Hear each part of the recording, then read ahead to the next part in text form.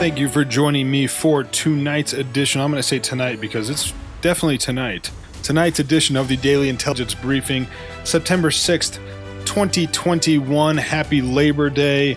We have some headlines in the world of Christian polemics and just things that faithful believers may be interested to know and seen delivered to them in 10 minutes or less here on the Daily Intelligence Briefing.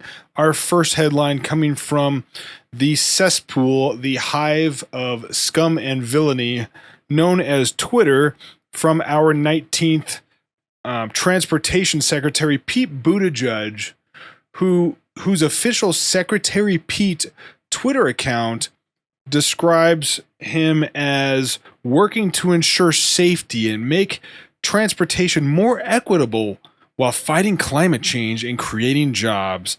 And he wants to be sure that you know that he goes by he and him, as if there are any other pronouns that properly describe a biological male.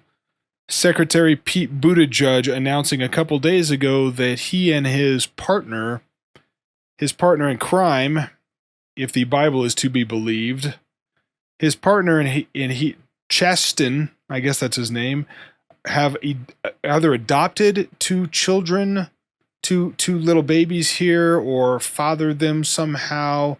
But Pete Buttigieg and his partner ensuring that two little babies will grow up without a mother, which should make us all disappointed and sad, as well as the stream of should know better professing Christians who are liking this and encouraging this and whatnot.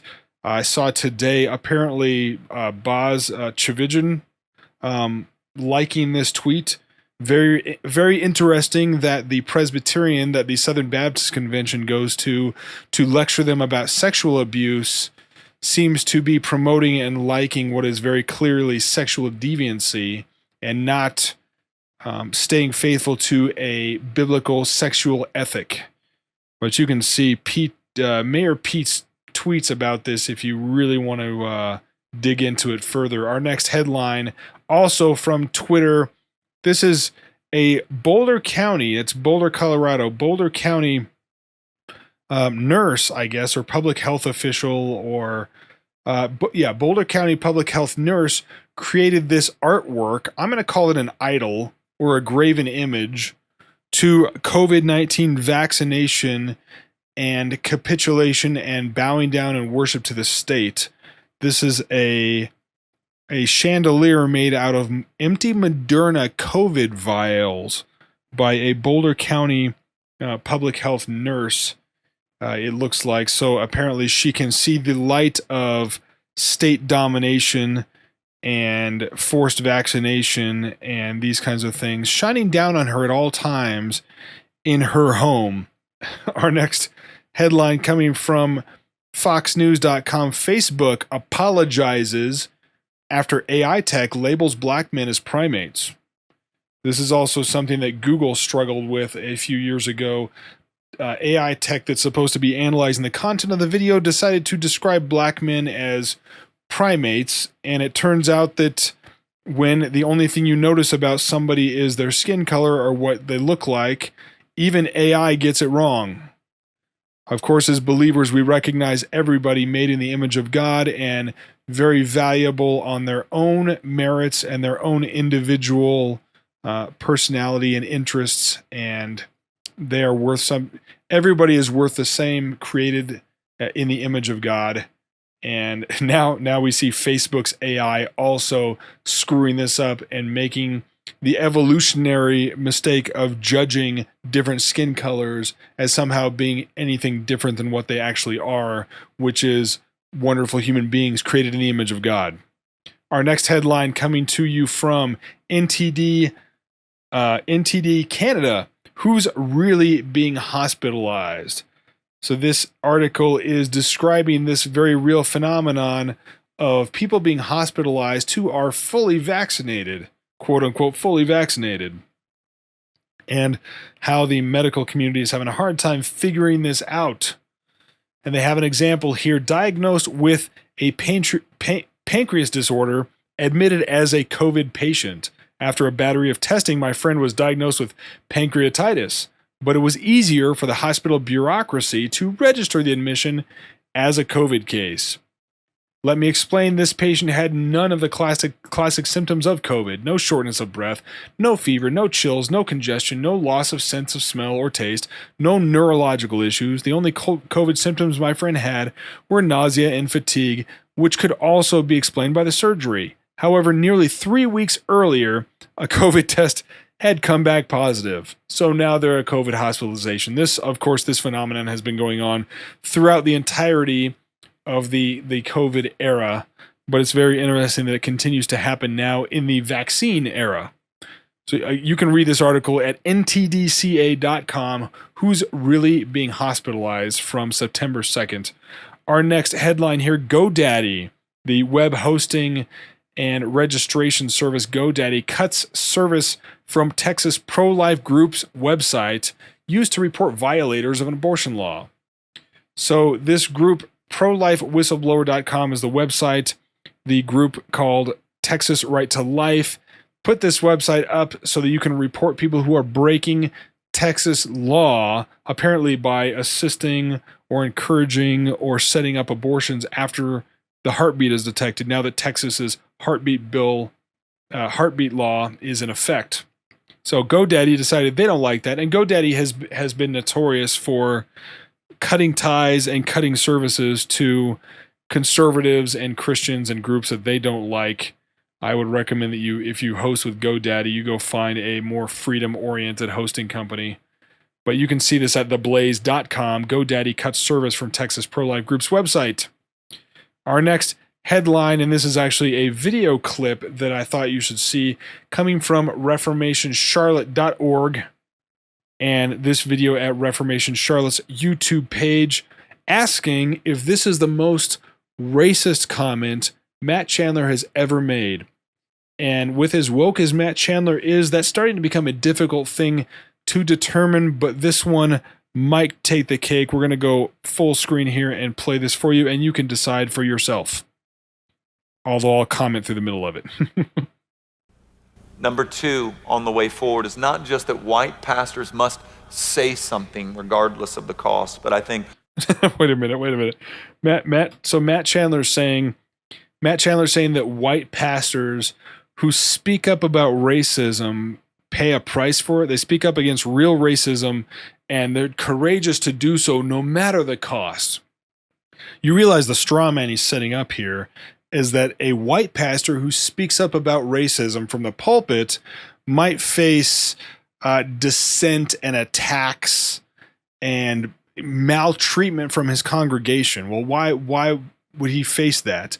Because Matt Chandler thinks that there are a bunch of closet racists in Christian congregations. So if your pastor stands up and speaks out against real racism, he's got to do that no matter the cost, because he's going to definitely face blowback from those racists in the pews. A lot of this is going to hinge on relationships. And now I want to clarify something. I am not asking you to find the black person that agrees with you. The cheers, come on. Becoming friends with the African American that agrees with everything you say isn't helpful to you as a white evangelical, and probably has that African American trying to win approval or position. What? So let me dissect this. I'm sure all of you heard how racist this really was, but let's dissect it just for a second. Now, this is Matt Chandler speaking at a TGC conference. No surprise. You go to a Gospel Coalition conference, you got to make sure you one-up it. I mean, take your social justice advocacy to the next level, because those guys have heard it all, right? They've been at an upper level of social justice and CRT and shaming white people for not doing what they're supposed to do. So Matt Chandler's got to take this to another level, and he does.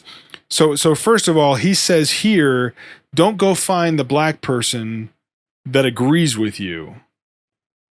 So he wants you to go find somebody who, just because they look different than you, go find somebody with a different skin color. So you walk out there and say, oh, that person looks different than me. They're African American. That's their ethnicity. They look different from me. Now I'm going to assume, based off of what they look like, that their views on major things should be wildly different from mine. So Matt Chandler sets up the straw man that, when you go find someone that looks different than you, it's a guarantee that they're going to think totally differently about major things than you will. It won't be just that they've had some different life experiences, but their entire worldview, their entire experience must be different than yours simply because they look different than you. And if you find that person and you happen to find out that they actually agree with you on things, maybe they believe about the Bible what you believe, they come to the same conclusions about political issues, they think the same about social interaction, and they have the same values, that's not the person you want to find. You want to avoid that person. And if you do find that person, that happens to believe what you believe, have the same values you have. Maybe, God forbid, maybe they enjoy the same music. Maybe they worship the same way. Maybe you have a connection with this person who's of a different ethnicity and looks different than you, but happens to agree on the things that are really important and would make you good friends and really have a friendship that's a gift from God. Matt Chandler would say, no, that person is probably just looking for status. They're probably sucking up to you. They're probably an Uncle Tom. That's what Matt Chandler is saying. This is horribly offensive. This is horribly racist. And this exposes, unfortunately, because Matt Chandler started off so well, this exposes how far down the CRT rabbit trail, how far into that hole he has fallen. This is racism, pure and simple, disguised as something that's supposedly good for the church. I don't know what else to say about it. Matt Chandler, supremely disappointing, sinful. This is wrong by any stretch of the imagination. The fact that people are cheering this kind of rank just sinfulness and racism is horribly disappointing. You can see the rest of this video at the Reformation Charlotte YouTube channel. You can go to reformationcharlotte.org to see the article that accompanies this. Thank you very much for joining me for this edition of the Daily Intelligence Briefing for September 6th. We will see you next time.